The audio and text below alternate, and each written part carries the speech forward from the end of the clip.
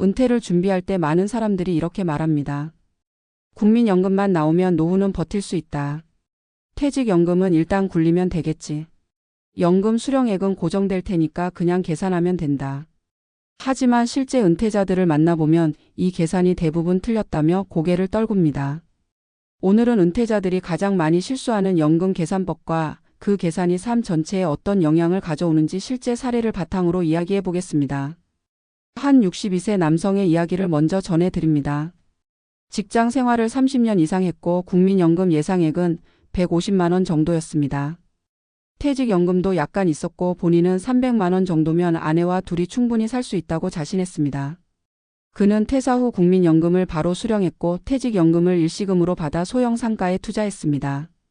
그런데 두 가지 오해가 그를 흔들기 시작했습니다. 첫 번째 오해는 국민연금이 매달 똑같이 나온다는 단순한 믿음이었습니다. 연금액은 물가 상승률에 따라 조정되지만 물가가 오르면 생활비도 함께 오릅니다. 그의 연금은 3% 올랐지만 외식비와 관리비는 10% 가까이 뛰었습니다. 연금이 오르면 괜찮겠지라는 계산은 현실에서 바로 무너졌습니다. 그는 물가와 연금의 격차가 이렇게 큰 줄 몰랐다고 고백했습니다. 두 번째 실수는 퇴직연금을 일시금으로 받았다는 결정이었습니다. 그는 자산으로 옮겨두면 월세가 나오겠지라고 생각했습니다. 하지만 상가는 공실이 났고 수리비만 계속 나갔습니다. 퇴직연금은 원금 손실이 거의 없는 안전자산이었지만 그 선택으로 매달 들어오던 확정 소득을 잃게 됐습니다. 연금은 현금 흐름이고 현금 흐름은 심리 안정의 핵심입니다. 이 사실을 그는 퇴사 후 2년이 지나서야 깨달았습니다. 또 다른 사례는 58세 여성입니다. 그녀는 조기 은퇴를 선택하며 연금 수령 시기를 63세로 미뤘습니다. 기다렸다 받으면 더 많이 나오니까 그게 이득이다라는 계산을 따랐습니다. 하지만 문제는 소득이 없는 5년이라는 공백이었습니다. 연금을 더 받는 대신 5년 동안 생활 자금이 빠져나가면서 자산이 급격히 줄었고 심리적 불안은 커졌습니다. 연금은 미루면 무조건 좋다는 공식을 그대로 믿은 대가는 너무 컸습니다. 은퇴자들은 돈이 줄어드는 기간이 길어질수록 삶의 여유와 안정감이 빠르게 무너진다는 사실을 뒤늦게 경험합니다. 또 많은 분들이 간과하는 계산이 있습니다. 부부 연금에서 한 사람의 연금이 끊기는 순간을 고려하지 않는다는 점입니다. 부부가 각각 연금 120만 원씩 받으면 총 240만 원으로 생각합니다. 하지만 어느 한쪽이 먼저 세상을 떠나면 연금 120만 원이 통째로 사라지거나 유족연금으로 줄어듭니다. 생활비는 크게 줄지 않았는데 소득은 절반 가까이 사라지게 됩니다. 이 현실을 준비하지 않으면 70대 이후 노후 재정이 급격히 흔들립니다. 실제 한 70대 부부의 사례가 있습니다. 남편이 먼저 세상을 떠났고 아내는 유족연금 60%를 받게 됐습니다. 기존엔 총 250만 원으로 생활했지만 이후 소득은 150만 원으로 줄었습니다. 그 차이는 생활뿐 아니라 선택의 폭까지 좁혔습니다. 병원 치료, 주거 환경, 취미 이동 수단까지 모든 선택이 달라졌습니다. 연금은 단순한 돈이 아니라 삶의 구조를 결정하는 요소라는 사실을 보여주는 사례입니다. 이처럼 은퇴자가 가장 많이 틀리는 연금 계산법에는 공통된 특징이 있습니다. 현재만 보고 미래의 변수를 반영하지 않는 계산. 총액만 보고 현금 흐름을 놓치는 계산. 기대 수명은 늘어났는데 수령 기간을 과소평가하는 계산. 부부 중 한 명의 소득 상실을 포함하지 않는 계산. 그리고 가장 흔한 오류, 인플레이션을 무시하는 계산. 이 5가지가 은퇴자의 삶을 흔들고 심리적 불안을 키웁니다. 전문가들은 연금을 자산이 아니라 월급의 연장선으로 보라고 강조합니다. 이를 멈추면 월급이 끊기고 그 자리를 연금이 채워야 합니다. 하지만 연금이 부족하면 그 공백은 고스란히 불안으로 돌아옵니다. 은퇴 후 우울감과 짜증, 무기력감의 상당 부분도 사실 돈이 줄어드는 경험에서 비롯된다는 연구 결과가 있습니다. 경제적 불안은 심리적 안정과 깊게 맞물려 있고 판단력과 인간관계까지 영향을 줍니다. 그렇다면 어떻게 계산해야 할까요? 첫째, 연금 예상액을 현재 가치로 환산해야 합니다. 둘째, 연금만이 아니라 생활비 상승률까지 포함해 시뮬레이션해야 합니다. 셋째, 일시금 수령은 자산 운용 능력과 리스크를 반드시 고려해야 합니다. 넷째, 연금 수령 시기 선택은 자산 소진 속도를 기준으로 판단해야 합니다. 다섯째, 부부 연금은 한 사람 소득 상실 시의 시나리오까지 포함해야 합니다. 은퇴는 끝이 아니라 구조의 재설계입니다. 그리고 그 구조의 기둥이 바로 연금입니다. 연금 계산을 잘못하면 삶이 흔들리고 계산을 바로잡으면 삶이 안정됩니다. 많은 은퇴자들은 이렇게 말합니다. 돈이 부족해서 힘든 게 아니라 계산을 잘못해서 힘들었다. 연금은 금액이 아니라 흐름이었다.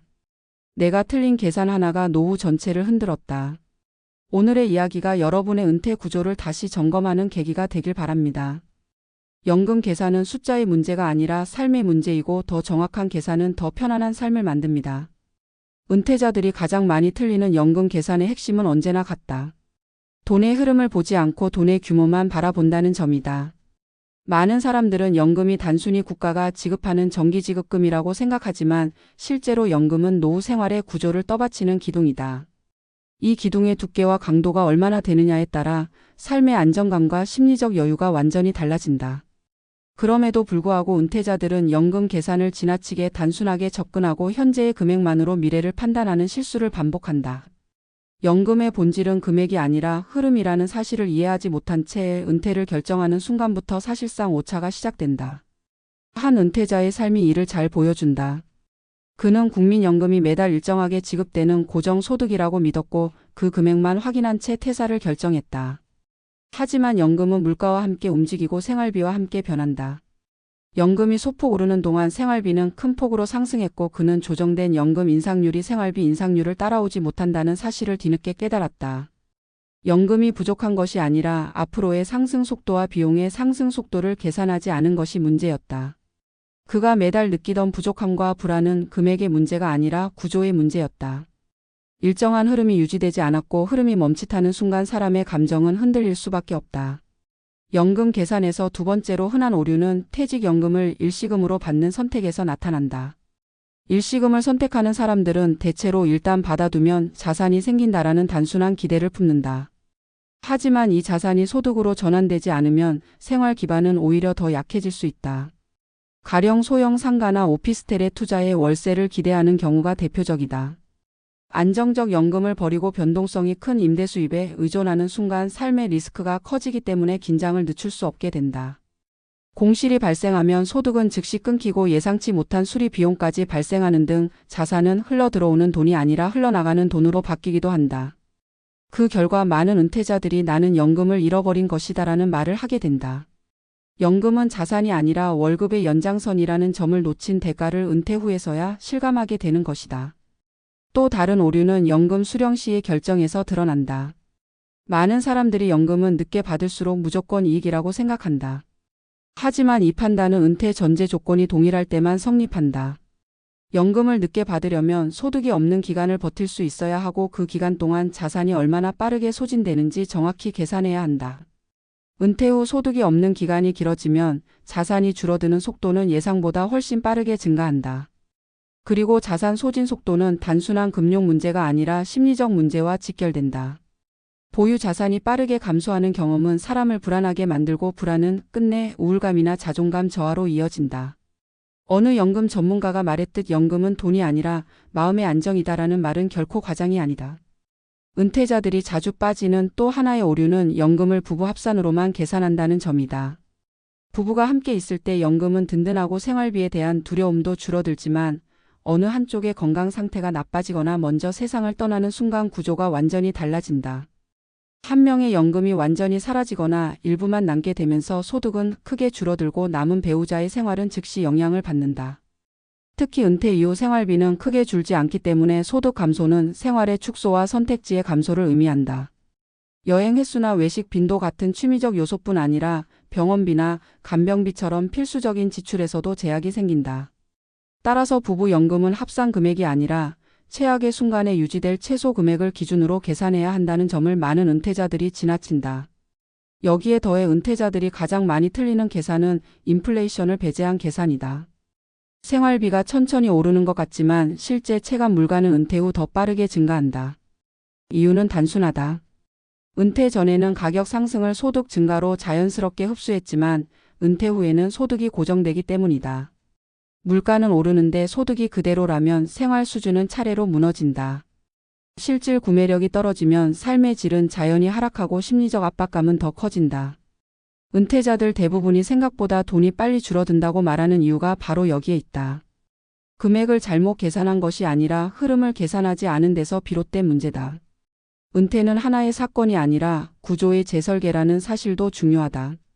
직장을 떠나면 사람은 역할을 잃고 역할을 잃으면 하루의 구조가 무너진다. 이때 연금은 단순한 소득이 아니라 삶의 리듬을 만드는 역할을 한다.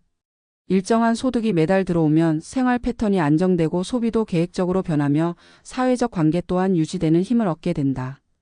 반대로 소득 흐름이 불안정하면 생활 전반이 흔들리고 그 영향은 감정과 관계로 흘러 들어간다. 재정적 불안이 정서적 불안으로 이어지는 것은 자연스러운 현상이다. 따라서 정확한 연금 계산은 심리적 안정의 시작점이라고 해도 과언이 아니다. 실제 은퇴자들을 인터뷰해보면 공통적인 말이 있다.